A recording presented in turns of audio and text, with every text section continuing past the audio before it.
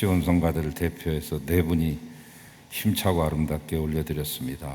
하나님 받아주시고 주님을 의지하는 그 마음을 하나님께서 흠양하여 주시고 사랑하는 귀한 마음을 연락하여 주시옵소서. 영광 받아주시고 찬양 부른 귀한 분들 다 사랑해 주시기를 바라오며 우리 대원들 다 함께 찬양할 수 있는 날을 속히 허락하여 주시옵소서. 이 자리에 나온 사랑하는 모든 성도님들에게 은혜를 베풀어 주시기를 바라고 부족한 종 주의 말씀 운반할 때 도와주시기를 바라오며 예수님의 이름으로 기도합니다. 아멘. 민족 화해주일 설교 때문에 잠시 쉬었던 마태복음 말씀 이어가도록 하겠습니다. 예수님께서 이 가버나움에서 많은 병자들을 고쳐주시죠. 그러나 이 사람들이 고마운 것은 모를 뿐만 아니라 또 병 고치는 데만 또 목적이 있어서 주님이 하시는 그 뜻을 잘 이해하지 못하니까 주님이 몹시 많이 실망하셨던 것 같아요. 그래서 그 가버나움에서 배를 띄워가지고 갈릴리 호수를 건너서 그 건너편 쪽에 이방 땅입니다. 유대인들이 살고 있지 않는 전혀 다른 족속들이 살고 있는 이방 땅, 다음 주에 얘기하겠습니다만 가다라 지방으로 이제 노를 저어서 건너가고 있는 판입니다. 그때 갑자기 바다에 큰 놀이 일어났다. 오늘 말씀은 그 배경입니다. 놀이라고 하는 말은 순수 우리나라 말입니다만은 원어인 헬라어에 보면 세이스모스라고 하는 그런 뜻입니다. 흔들림, 지진 또는 동요, 그런 뜻을 가지고 있습니다. 바다 한가운데서 큰 동요가 일어난 거죠. 말이 그냥 호수지 남북으로 22km고 또 동서로 11km 정도 되는 그 폭과 길이를 가지고 있으면 호수라는 생각이 들지 않습니다. 바다라고 합니다. 그래서 예로부터 그 사람들은 바다라고 불렀습니다. 갈릴리 호수라고 하는 말은 별로 좋아하는 말이 아니에요. 긴네렛 또는 게네사렛 또는 디베랴 이렇게 여러 호칭으로 불렀습니다만 우리가 알고 있기로는 갈릴리 호수 또는 갈릴리 바다라고 할 수 있습니다. 아무튼 그 큰 동요로 말미암아서 배가 요동치기 시작하고 요동치니까 물이 철렁거려서 그 물이 배 안으로 스며들기 시작한 것이죠. 저도 이 갈릴리 바다에 2번 가보고 배도 타보고 그 호수를 건너기도 했습니다만은 그렇게 평온할 수가 없습니다. 평상시에는 유리 바다처럼 잔잔하고 맑거든요. 근데 웬일인지 오늘 예수님이 제자들과 배 타고 가는 그날 밤은 그 현상이 일어난 거죠. 큰 놀이 일어난 거죠. 그것은 제가 분석해 보건대 이런 것입니다. 더 북쪽으로 올라가면 갈릴리 호수에서 얼마 올라가지 않으면 지금 요르단 또 레바논 지역에 걸쳐 있는 헬몬산 또는 허르몬산이라고도 말하죠. 헤르몬산에 해발 2814m가 되는 그 높은 고지대에 늘 눈이 쌓여 있습니다. 6월 달까지는 스키를 탈 수가 있습니다. 그 만년설이 늘 녹아져 내려가지고 쭉 흘러오는 것이 요단강 줄기를 이루는 것이죠.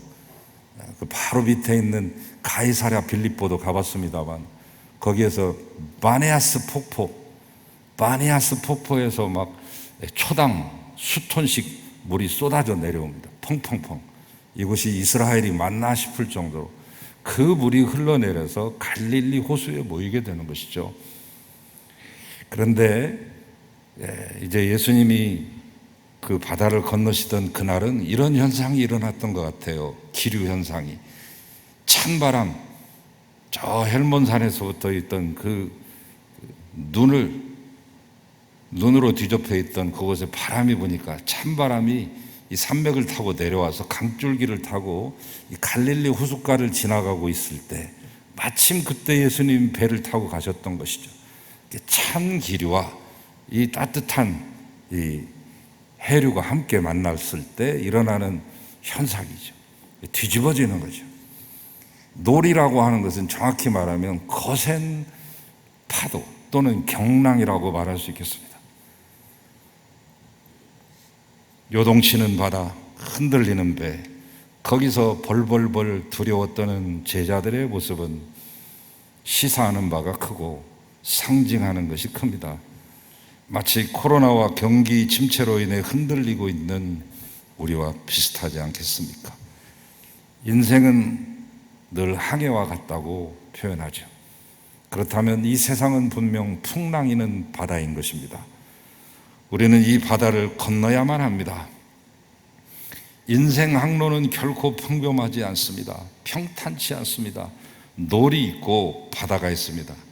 두둥실 두리둥실 배 떠나간다, 순풍에 돛단 듯이 즐겁게 가는 인생이란 존재하지 않습니다.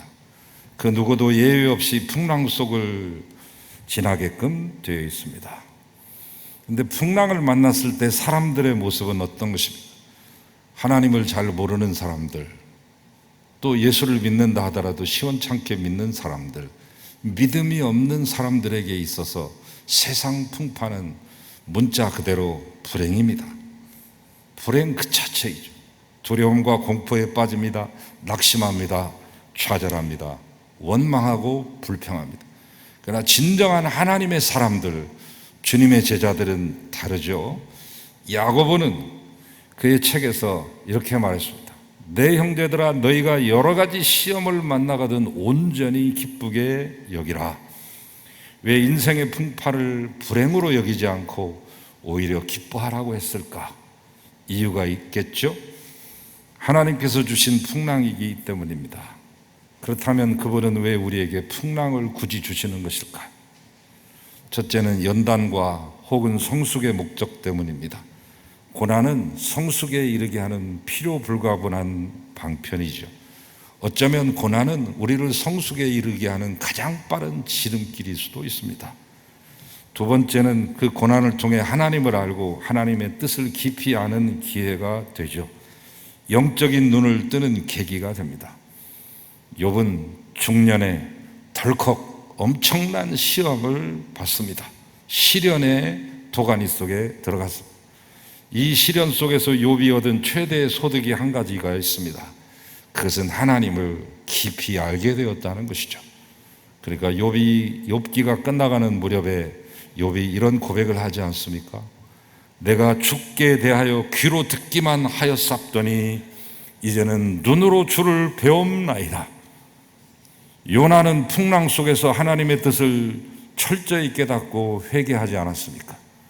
그러므로 하나님의 자녀로서 풍랑을 만났다면 당연히 좋은 결과를 기대해야 마땅한 것이죠. 제가 지방에서 목회할 때 지금도 잊을 수 없는 귀한 권사님이 계십니다. 믿음의 장부였습니다. 그분은 그 도시에서 가장 번화가, 서울로 말하면 명동, 요즘으로 말하면 어디가 될까요? 강남이라고나 할까? 그 지역에다가 상가를 가지고 계십니다. 유명한 브랜드의 스포츠 용품이죠. 그 상가가 있고 바로 그 뒤에 안채가 있습니다. 근데 하루는 전화가 왔어요. 그 집에 불이 났다고. 바로 그 앞에 상가, 잘 나가는 그 상가가 다 불이 나서 홀라당 타고 있는 것입니다. 불이 나게 집에 누워있다가 벌떡 일어나서 채비해가지고 목회자들 불러서 위로신방을 가기 위해 나서서 보니까 이미 다 탔어요. 그런데 이 권사님 위로하려고 들어갔는데 권사님이 싱글벙글 하면서 목사님 오셨냐고 어서 들어오시라고 그러더니 일단 앉아보시라고 그러더니 싱글벙글 하면서 이렇게 말해요. 목사님, 하나님께서 나한테 무슨 좋은 일을 주시려고 이러시는 걸까요? 기대가 되네요. 그래서 저는 이 양반이 충격을 먹어서 실성하지 않으셨나 이런 걱정이 탁 오는데 진심이더라고요. 위로하러 갔다가 제가 깜짝 놀랐습니다. 제가 위로를 받고 신앙에 큰 도전을 받았습니다. 자녀에게 풍랑을 주셨다면 당연히 좋은 결과를 주시지 않겠는가? 오히려 기대감이 생긴다고 하는 그 말을 들을 때 저는 제가 인생을 헛살은 것을 느꼈습니다. 목사로서 부끄러움을 감출 수 없었습니다. 하나님은 감당하지 못할 시련은 결코 주지 않는다고 말씀했으며 시련을 당할 쯤에 피할 길도 예비하시겠다고 말씀하셨습니다. 감당하는 것은 물론 좋은 결과까지 주십니다. 어찌됐든지 문제가 되는 것은 풍랑 자체는 아니더라고요. 풍랑을 대하는 자세가 중요합니다. 오늘 말씀을 자세히 보세요. 제자들의 모습 속에는 풍랑을 만난 우리의 모습이 그대로 반영되어 있습니다. 코로나의 풍랑, 경기 침체의 풍랑, 이 우울과 공황 장애의 풍랑 뿐만 아니라 제자들이 위기를 극복하는 모습 속에서 우리가 나아가야 할 해답도 있습니다. 오늘 이 말씀을 통해서 여러분 앞에 밀려오는 인생의 파도를 극복하고 승리하시는 여러분 되시기를 주님의 이름으로 축원합니다. 자, 풍랑을 해결하는 첫 번째 열쇠는 주님께 도움을 요청하는 것이죠. 다른 말로 하면 기도하는 것입니다. 제자들은 급히 주님께 도움을 요청했습니다. 우리가 무슨 일을 당하든지 가장 먼저 해야 될 일은 주님을 찾는 일입니다. 그보다 시급한 일은 없기 때문입니다. 만약 주님을 찾는 일보다 다른 수단을 먼저 찾는다면 결코 풍랑은 잦아들지 않을 것입니다. 병들어 병원을 찾기 전에 먼저 주님께 도움을 요청해 보세요. 사업을 시작하기 전에, 직장을 구하기 전에, 시험을 보기 전에, 승진에 힘쓰기 전에 주님께 요청하십시오. 사람과 다투기 전에, 논쟁하기 전에 먼저 주님께 요청하십시오. 주님 찾는 일이 최우선입니다. 그러나 대부분의 사람들은 처음부터 주님을 찾지는 않습니다. 꼭 풍랑 맞아가지고 다 죽게 돼서야 비로소 주님을 찾습니다. 지금 주님은 제자들과 한 배를 타고 계십니다. 그러나 제자들이 주님을 의식한 것은 풍랑 이후입니다. 적어도 풍랑이 일어나기 이전에는 주님이 곁에 계시다는 사실을 별로 의식하지 않았습니다. 제자들이 어느 시점에 예수님을 잡아 흔들어 깨웠는지는 알 수 없습니다. 아마 분위기상으로 보면 한참 애를 쓰다가 배에 물이 가득 차고 깡통으로 물을 퍼내고 해도 도저히 감당할 수 없을 때 주님을 깨운 것 같습니다. 오늘 본문 말씀은 그 상황을 이렇게 우리에게 설명합니다. 그 제자들이 나와 깨우며 가로되 주여 구원하소서 우리가 죽겠나이다. 만사가 잘 돼갈 때 우리는 주님을 전혀 의식하지 않습니다. 우리는 배를 탈 때 선장이 필요한지, 선장이 무슨 일을 하는지 전혀 의식하지 않습니다.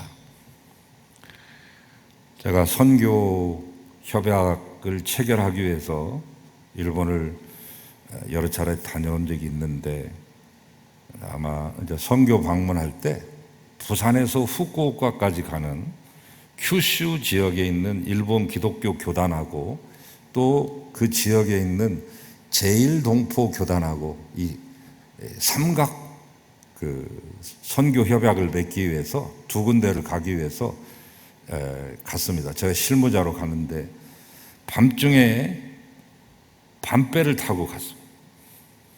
수천 톤급의 대형 여객선이기 때문에 별로 흔들리지도 않고 평안하게 갔습니다. 배에 올라보니까 배에 탄 사람들은 자유로이 얘기도 하고 장난도 치면서 어떤 사람은 나를 꼬박 세기도 하면서 이렇게 보냈습니다. 저는 밤 늦게서야 잠이 들었습니다. 아침에 후쿠오카 항에 도착해서 짐을 챙겨가지고 배에서 내리면서 저는 깜짝 놀랐습니다. 하얗고 멋진 제복을 차려입은 이 선장님과 승무원들이 쫙 도열해가지고 내리는 손님들에게 일일이 인사를 하고 있었습니다. 밤새도록 내 생명을 맡아준 그 사람들이 있었다는 사실을 전혀 의식하지 않고 있었던 것이죠. 그런데도 그분들은 승객들이 의식하지 않던 의식하던 승객들을 목적지까지 안전하게 인도했습니다. 오늘 우리 인생의 항해에 예수님은 선장이십니다. 항해가 아무리 순조롭고 평탄해도 주님은 여전히 우리의 인생을 인도하고 계십니다. 이 사실을 잊지 말아야 되겠습니다. 우리가 평소 주님께 기도하지 않는 이유를 분석해 보니까 이런 것들이라고요. 우리의 경험이나 지식을 지나치게 신뢰하기 때문입니다. 베드로를 비롯한 주님의 제자들 대부분이 갈릴리 출신의 어부들입니다. 뭘 보면 아느냐? 예수님이 돌아가신 후에 낙담돼가지고 우리 고기나 잡으러 가자 베드로가 말하니까 그래 가자 하고 우르르 물려간 무리들의 숫자를 세보니까 7명이나 돼요. 12명의 제자 중에 과반수가 넘는 대부분의 제자들은 다 어부 출신이란 말이죠. 대부분 다 그 갈릴리 바닥에서 잔뼈가 굵은 어부 출신들입니다. 20년 또는 30년 갈릴리 호수에서 자라난 사람들입니다. 호수의 기후와 풍랑을 잘 꿰뚫고 있는 사람들입니다. 마치 몽골의 꼬마들이 태어나자마자 말 잔등에서 놀기 시작해가지고 그 어떤 사람들보다 말을 잘 타는 특등 기수가 되듯이 저 탄자니아에 가면 이 킬리만자로 이 산맥자루로 쭉 가다 보면 깊숙한 곳에 문명이 닿지 않는 곳에 하잡의 족속이 있는데 거기 있는 아이들은 태어나자마자 활을 잡습니다. 왜냐하면 운명적으로 마사이족과 함께 싸워가지고 그 자기의 부족을 지켜내야 되는 그 숙명이 있기 때문에 이 어린 것들이 장난감 대신 활과 화살을 들고 표적을 겨냥합니다. 그래서 4살만 되면 정확하게 갖다가 맞출 수 있는 특등 사수들이 되듯이 예수님의 제자들은 모두 1등 항해사급들입니다. 그들이 갈릴리 호수에서 조난당한다는 것은 상상할 수도 없으며 로또 복권에 당첨될 확률보다 더 낮은 것이죠. 오늘 우리도 그렇습니다. 내 지식과 경험은 인생살이의 원동력입니다. 사업하는데 대학에서 배운 경제 원론이나 경영학 조금 의지하면 됩니다. 직장일에 하는데 경험적인 지식, 노하우가 최고입니다. 굳이 직장일이나 이 사업에 우리 주님을 끌어들일 필요가 없다고 우리는 늘 생각합니다. 과연 그럴까요? 문제는 풍랑입니다. 바람과 파도 앞에는 어떤 경험과 지식도 무용지물입니다. 내가 가진 신념이나 결단도 재앙 앞에서는 별로 도움이 되지 못합니다. 사기꾼 앞에서, 보이스피싱 앞에서 경제의 원론이 도움이 됩니까? 불의의 사고 앞에서 최신 의술이 소용이 있습니까? 기상이변이나 천재지변 앞에서 항해술이 무슨 도움이 되겠습니까? 코로나 앞에서 인류의 알량한 지식이나 과학이 힘이나 발휘할 수 있습니까? 문제 터지면 그때서야 비로소 내게 도움이 필요하다는 사실을 절실히 깨닫게 됩니다. 그러나 여러분, 풍랑이 일 때만이 아니라 평안한 항해에도 선장은 필요합니다. 우리가 아무리 지식이 많고 경험이 많아도 인생의 선장은 꼭 있어야만 됩니다. 주님이 바로 우리 인생의 선장이십니다. 늘 우리의 곁에 계십니다. 다 죽게 되어서 주님 깨우지 마시고 일찌감치 주님을 찾으시기 바랍니다. 지금은 지구촌의 전 성도들이 하나님을 향해 SOS를 타전해야 될 때입니다. 호시안나 호시안나, 주께 간청하오니 이제 구원하소서. 주께 간청하오니 우리를 살려주시옵소서. 이때 기도하지 않으면 언제 하시려고 기도를 아껴놓습니까? 풍랑에 대처하기 위해 두 번째로 해야 될 일은 믿음을 크게 키우는 일입니다. 언제 사람이 성장합니까? 힘들 때 성장하잖아요. 고난 중에 성장하잖아요. 이번 기회가 아주 좋은 기회입니다. 여러분의 믿음을 크게 키워주십시오. 제자들이 두려움 때문에 소동을 벌일 때 주님은 말씀했습니다. 어찌하여 무서워하느냐 이 믿음이 적은 자들아. 오늘 마태복음에 이렇게 말했고요, 마가복음에서는 이렇게 말했습니다. 너희가 어찌 믿음이 없느냐. 누가복음에서는 이렇게 말했습니다. 너희 믿음이 도대체 어디 있느냐. 책망의 강도가 더욱더 강화되고 있죠. 믿음이 적은 것이 문제입니다. 믿음과 두려움은 반비례하더라고요. 믿음이 크면 두려움이 줄어듭니다. 믿음이 쫄아들면 모든 것이 다 두렵습니다. 예수님은 평안히 주무시는데 제자들은 두려워 떨고 있잖아요. 믿음의 차이입니다.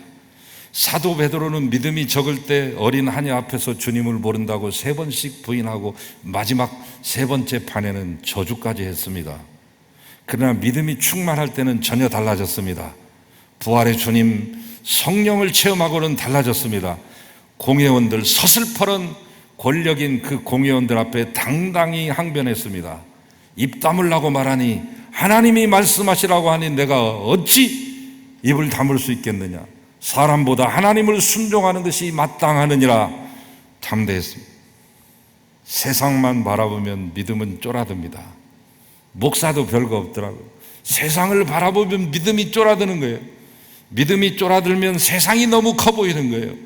제자들의 눈에 풍랑은 크게 보이고 자신들은 너무 작게 보였습니다. 요즘 자포자기하는 분들이 점점 늘어나고 있습니다. 취직도 안 되고 또 공부를 못해서 돈 떨어져서 외모가 부족해서 이런저런 사유로 안타까운 생명을 스스로 포기합니다. 지난주에 제주도에서 27살 먹은 여성이 스스로의 목숨을 끊은 적이 있죠. 코로나로 인해서 자가격리되는 그 시간과 그 상황이 너무 괴로워서 자기가 알고 있는 지인 옆방으로 옮겨달라고 해서 옮겨주기까지도 했지만 그 삶의 무게를 견디지 못하고 스스로의 삶의 종지부를 찍는 안타까운 사건이 생겨났습니다. 저는 앞으로 코로나보다 더 무서운 것이 밀려오고 있다는 것을 그 사건을 통해서 보게 되었습니다. 코로나가 어느 정도 지나면 이제 쓰나미처럼 밀려올 수 있는 문제는 뭐냐면 정신건강의 문제, 그 27살의 아가씨 같은 자살의 문제들이 우리 사회를 뒤덮을 것 같습니다. 세상만 바라보면, 환경만 바라보면 착시 현상이 일어납니다. 착시는 뭐예요? 큰 것이 작게 보이고 작은 것이 크게 보이는 거죠. 걸리버 여행글을 아시죠? 걸리버의 몸이 갑자기 크거나 줄어들지는 않았잖아요, 여러분. 그의 몸에다가 무슨 짓을 해가지고 어떤 나라에서는 확 커지고 어떤 나라에서는 완전히 쫄아든 게 아니잖아요. 그의 몸은 항상 같은 크기였잖아요. 그런데 어떤 나라에 가면 거인 대접을 받고 어떤 나라에 가면 소인 취급을 받았습니다. 세상과 우리와의 관계가 그렇습니다. 우리의 믿음이 커졌을 때 우리는 세상 풍파를 이기는 거인이 됩니다. 우리의 믿음이 약해졌을 때 우리는 세상에 묻히고 마는 소인이 됩니다. 그러면 우리는 어떻게 믿음을 크게 할 수 있을까? 다른 방법 복잡하지도 않고 딱 한 가지입니다. 눈을 들어 주님을 바라보는 일이죠. 주님을 바라보면 인생이 제대로 보이기 시작할 것입니다. 여러분, 우리의 인생은 얼마나 소중한 것입니까? 세상 문제에 가로막혀 중단될 만큼 값없는 인생이 아닙니다. 시편 16편 3절에 우리 인생의 가치를 이렇게 노래합니다. 땅에 있는 성도들은 존귀한 자들이니 나의 모든 즐거움이 그들에게 있도다. 하나님이 우리를 존귀하다고 했으며 그분의 즐거움이 우리 속에 있다고 말했습니다. 스바냐의 표현을 빌리자면 내가 너로 인하여 기쁨을 이기지 못할 정도로 너를 기뻐하고 사랑한다. 하나님 우리의 인생 모든 피조물의 관리자로 삼으셨습니다. 이 창조의 동산의 관리자로 삼으셨습니다. 우리는 크고 가치 있는 인생들입니다. 주님이 내 곁에 계십니다. 그냥 계신 것이 아니라 도와주려고 만반의 준비를 갖춰놓고 5분 대기조처럼 119 출동대원처럼 소환하면 출동하십니다. 그러므로 담대히 의지하시기 바랍니다. 두려워 말라, 내가 너와 함께함이니라. 놀라지 말라, 내가 너의 하나님이 됨이니라. 내가 너를 굳세게 하리라. 참으로 너를 도와주리라. 참으로 나의 의로운 오른손으로 너를 붙들리라. 할렐루야. 마지막으로 드릴 말씀, 풍랑의 목적만 말씀드리고 마칠게요. 이 앞부분에서 끝내도 되는데 그러면 반쪽짜리 설교가 되니까 간단하게 결론을 제가 요약하고 마치게. 풍랑의 목적이 뭐냐? 풍랑을 통해 우리는 주님을 알게 되고 주님의 마음을 알게 되고 바로 알게 되고 깊이 알게 되는 것입니다. 오늘 본문은 자연계에 나타난 주님의 이적입니다. 성경에 나타난 모든 예수님의 모든 기적의 목적이 그렇듯이 이 자연계를 평정하시고 잠잠케 하신 이 기적의 목적도 당신이 누군지를 확실하게 알려주시기 위해서 그러십니다. 주님은 신성을 지니신 하나님의 아들입니다. 창조주의 섭리주입니다. 내게 생명 주신 분입니다. 내 인생 설계하시는 분입니다. 내 인생 지켜주시는 분입니다. 필요한 것 공급하시는 분입니다. 때로는 필요에 따라 간섭하시기도 하고 인도하십니다. 나만 그렇게 하는 게 아니라 내 주변에 있는 모든 사람들을 동시에 섭리하십니다. 운전 나 혼자만 잘하면 안 되잖아요. 상대편도 잘해야 내가 다치지 않잖아요. 그래야 편안하게 귀가하고 목적지까지 가잖아요. 주님이 그렇게 하신다는 겁니다. 나만 잘하게 하는 게 아니라 다른 사람도 간섭하시고 다스리셔서 사고 나지 않게 가정과 이웃과 직장과 국가 사회를 주님이 주관하십니다. 오늘의 말씀의 핵심, 자연계의 복종입니다. 내가 살고 있는 이 자연 환경까지도 다 주님의 통치 아래 있습니다. 일어나 바람과 바다를 꾸짖으신데 아주 잔잔하게 되었다. 생명 없는 무생물, 자연물에 불과한 파도와 바다도 주님의 명령 앞에 복종합니다. 그때 제자들이 한 말이 마지막 절에 나오잖아요. 그 사람들이 기이 여겨 가로되 이 어떤 사람이기에 바람과 바다도 순종하는고. 주님이 누구신지 잘 몰랐다는 거죠. 아직까지도 모르고 있는 거죠. 주님을 그렇게 따라다니면서 수많은 기적과 주옥 같은 말씀들을 직접 듣고 직접 보았음에도 불구하고 예수님 바로 알기가 그렇게 쉬운 것이 아니라는 것을 보여줘. 오늘 예수님은 내게 어떤 분입니까? 근사한 윤리를 가르치는 도덕 선생님입니까? 자기가 가르치는 것을 손수 모범을 보이는 멋진 철학자입니까? 아니면 다소간의 위로를 주는 교주입니까? 그것 가지고는 아무것도 이룰 수가 없습니다. 바람도 순종케 하시는 예수, 어떤 병도 말 한마디로 치료하시는 예수, 귀신이 놀라가며 꼬꾸라지는 예수, 하늘과 땅의 모든 권세를 한 손에 가지신 예수, 자신이 친히 죽음의 권세를 이기고 살아나셨고 또 죽은 자를 살려내시는 예수, 벳세다 들녘에 모여온 5천 명뿐만 아니라 전 인류를 먹여 살리시는 예수, 창세 이후에 모든 인류를 지옥의 형벌에서 구원하신 예수, 그분이 곧 하나님의 아들이요 나를 축복하시고 나를 하나님의 자녀로 부르신 구주입니다. 여러분, 확실한 믿음 가지고 주님 믿으세요. 귀신들도 다 알아보는 예수를 제자들은 부활 승천하실 때까지도 몰랐습니다. 언제 알았느냐? 오순절 성령 강림 후에 비로소 알게 되었습니다. 오늘 또 주님의 제자들처럼 저가 과연 누군가 하면서 믿음 반 의심 반으로 따라가지 마시고 긴가민가 하지 마시고 애매모호한 자리에 서지 마시고, 너무나 많은 사람들이 그렇게 예수를 믿고 있습니다. 이런 사람들에게 종교는 있으되 신앙은 없습니다. 인격 수양은 있으되 생명은 없습니다. 현세는 있으되 내세는 없습니다. 물질 축복은 있어도 영적 풍요로움은 없습니다. 예수 그리스도가 누군지 알고 믿는 사람과 모르고 믿는 사람은 천지 차이가 납니다. 그분은 내 생명의 구주십니다. 지옥에서 천국으로 인도하신 분입니다. 내 생명의 목자이십니다. 앞으로도 나를 이끄실 여호와 라, 나의 목자십니다. 나를 모든 환난에서 구원해내시고 평안을 주시고 생수의 강이 내 배에서 흘러 넘치도록 해주시는 주님이십니다. 오늘 내가 만난 풍랑, 우리의 고난과 시련이 오히려 주님을 깊이 알게 되는 계기가 되시기를 축원합니다. 그리하여 주님의 보살핌 많이 받으시고 더 큰 은혜와 평강과 복이 넘치시기를 주님의 이름으로 축원합니다. 주님 감사합니다.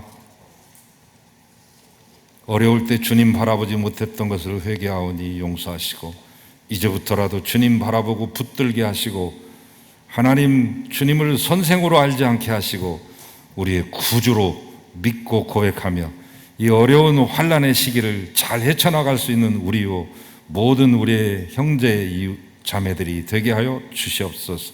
예수 그리스도 이름으로 축복하고 기도하나이다. 아멘.